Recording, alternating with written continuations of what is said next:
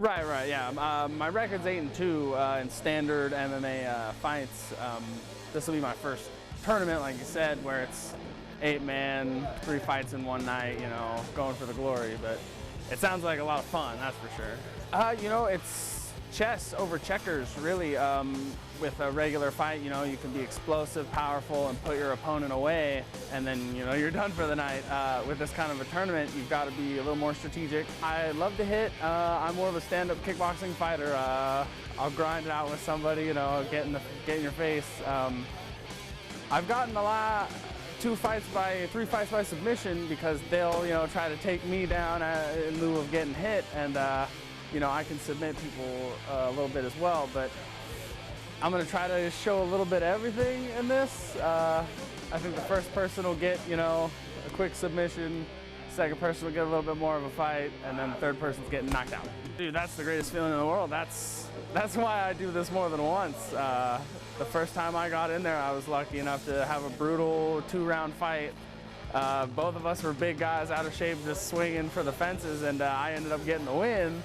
And man, there was something about a crowd watching a fat guy win a fight that just electrifies everybody. I was hooked from that day, and I haven't given up since. See, I started training MMA with no plans on ever competing. I just knew that it was a great workout, burning calories, all that kind of stuff, and you kind of get something out of it. You know, lifting weights, you're not really learning anything. You might be getting in shape, you're not learning anything. With this, that's why I showed up. I wanted to start to look better and not get my butt kicked when I'd go out and drink too much. So.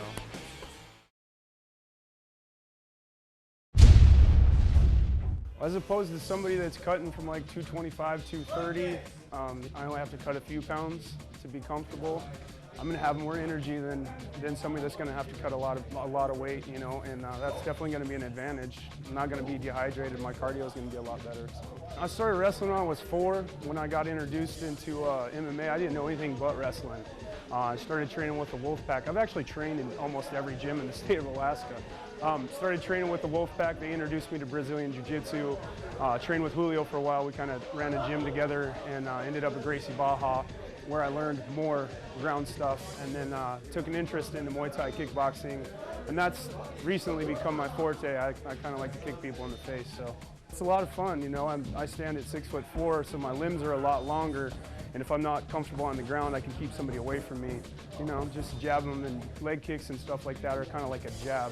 I mean, honestly, I don't know that there's very many guys in the tournament that I'm interested in trying to stand and bang with. You know, I got a decent stand-up game, but not really comfortable risking, you know, my hands or my jaw and walking away with nothing. So I'm probably going to go to the ground. That's where my strong suit's at. Hope Julio's listening. But, you know, we've been training specifically for that, and just getting ready. I see one of the Greatland guys in the finals, and you know, hopefully it's me. I feel like I'm firing in all my pistons right now. You know, I'm alert, I'm strong, I'm fast, I'm healthy. My plan with this fight is to come at an angle that they're not going to expect. I mean, I know what their strong points are, they know what my strong points are, and if I impose my will from the beginning, I don't see this fight going the distance with anybody. As far as my motivator, Mike Houston, he makes sure that if I'm not hurting by the end of any practice, that I haven't been working hard enough. It doesn't matter if I do half an hour, 2 hours, 3 hours. He makes sure that he has to pretty much pick me up or kick me off to the side after my practices are done. After those 2 UFC losses, I kind of lost my mojo. I lost my passion for the sport. But now after doing this training for this fight, you know, Russia knocked the cobwebs off for me, and now this is gonna set me in my direction. If successful in this tournament, I'm going back to the UFC, lower 48 for me. For all you kids out there, that if you have a dream, I want you to understand it's gonna be a hard road, especially if you're not born with a silver spoon in your mouth. There's gonna be times when everyone's telling you to quit because you don't have the money to support yourself. As long as you have enough money to support your responsibilities, maybe you can't take that trip to Hawaii or buy that nice fancy car. Follow your dream as far as you can. Remember, Julio told you that.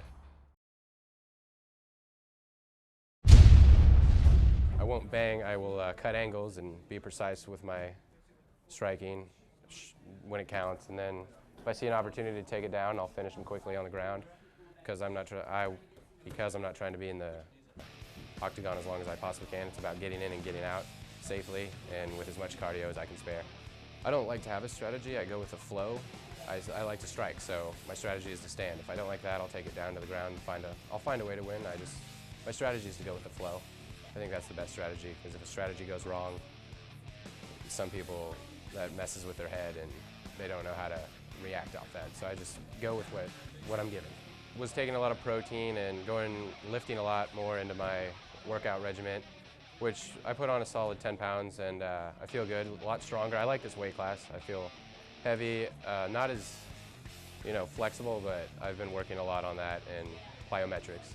I've definitely increased a lot of weights and lifting into my workout as much as I possibly can for this fight.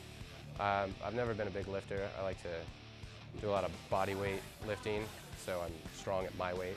My dad started out boxing, yeah. He got me into that when I was 9. He threw me into wrestling when I was 4. I've been wrestling for the Cook Inlet Grizzlies, Avalanche, my high school. I'm going to use my technical superiority above the other guys to be comfortable wherever the fight goes. If it stands, which is where I like it to be, I'll feel more than comfortable and I will be winning the fight. If it goes to the ground, I'm more than comfortable with the submission or just position and ground and pound. I've worked a lot on my sweeps getting up, and I've also gotten a lot comfortable off my back doing things. I'm still working on it. It's a work in progress, and it's going to take some time, but I definitely like my odds wherever the fight goes. I'm really comfortable in the ring. This is where it just makes sense to me. I don't think about a lot of other things, bills, girl problems. When I get on there, it's just me and the other guy and my coaches, and it's just a place where I go. It's my zen place, if you will. I went to an AFC event with a friend, and I sat in the stadium and I watched Brian Ryan win a fight, and I said, I can do that. And this guy that was about 3 rows down from me had a few beers, and he said, yeah, I can do that too. And I said to myself, no, I'm gonna do that. So I went down after the fight, got a flyer, went home, sat it on my couch, went to work, came home, and it was still sitting on the couch. Went and worked out, did that for about 2 weeks, finally picked it up, gave him a call, and started fighting. We've been doing it ever since. I have to say, I take the fights on the last minute. I take the fights nobody else wants to fight. I take the fights when people back out of fights. I take the fights that the promoters are scrambling to get fighters for. I do it out of a love for the sport. I want to put on a good fight for the fans. I want to put on a good show for the fans. And it's just something that I enjoy. This is the first time I've ever been in a tournament like this. As far as who I'm going to fight after Andy, we'll see. It'll be it's a draw the straws. Basically, I plan on blocking everything Andy has with my face. Meaning, I'm prepared. I'm ready. Andy hits hard, and I'm ready for it. Want to throw a promo out there for HKU, Hard Knocks University, Billy Christensen's gym out here in the Valley. We got a lot of up-and-coming fighters coming out of here, and we're looking for more. Man, I started off at Gracie Baja with Mike Houston when I was about 16 years old, him and his boy Jake. So I've been coming in and out of the gym. I just wanted something to do, but after wrestling in high school and during high school, something new. So I started doing jiu-jitsu with Gracie Baja. Came over here to ABJJ, and it's been home ever since. Ryder, Spatafor, Justin Sharon, our 2 black belts are out here every day. They're out here rolling right now on the mat, taking care of the guys that come in here and want to work hard. It's the best gym I've ever been to, probably the best gym in Alaska. Wasn't the most technical wrestler, but just like I fight, hard nose, just keep coming forward, and if you lose, you went down trying. So haven't lost yet, thank God. I've been working a lot of hands with Giovanni De Vera and Norman Lopez, who are our boxing coaches here. So I've been working a lot of hands to just be as well-rounded as possible, because you can't get anywhere, especially with the class that's going to be in this tournament. Everybody in this tournament needs to be respected for some reason, so you got to be as well-rounded as possible. You're going to see who's got a lot of heart as a fighter, and you can't overlook guys like Tommy McMichael is not as well known as, you know, Walkies, Andy Inns, all these guys, you know. I've trained with Julio, I've trained with Andy when we were younger. Got respect for everybody. I think it's going to come down to heart and conditioning, you know, for a lot of these fighters. On the rail gang, I'm a second generation railroader. Railroad's taking care of my family, and I think, you know, they're a good company to work for. My dad was Cup, so they called him Twinkie, and I was just Cupcake. And, you know, it just kind of stuck, kind of a family thing. And then everybody loves it here. You know, Ryder stuck to it. I didn't get to pick my fight name, you know. I didn't get to be the terrible Titan Doom or anything cool, so I'm just the Cupcake. This is somewhere that I come to calm down, and I look for fortitude. Some people have church, some, you know, and I don't know, this kind of helps me find my way. This gym prides itself on being able to go a whole fight. You're getting the best fighter. When fighters coming out of ABJJ are going to be in shape. Well, my strategy is going to move around a lot. You know, I'm kind of short, like you mentioned before we started. I'm pretty short. I'm good at wrestling. You know, I'm going to stick with what I'm good at. I think the last couple of times that I fought, you know, I felt like my hands were better than I displayed. So I always feel like I have those to lean on if I absolutely have to. I'm going to stick with my good game of the ground game, but I also feel comfortable if I can't get it on the ground.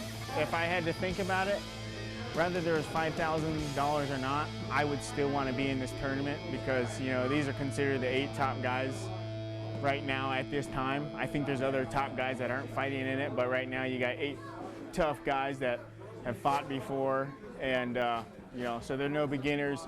8 guys, they've all fought, veterans. You know, it should be a pretty good tournament, and I'd want to be part of that.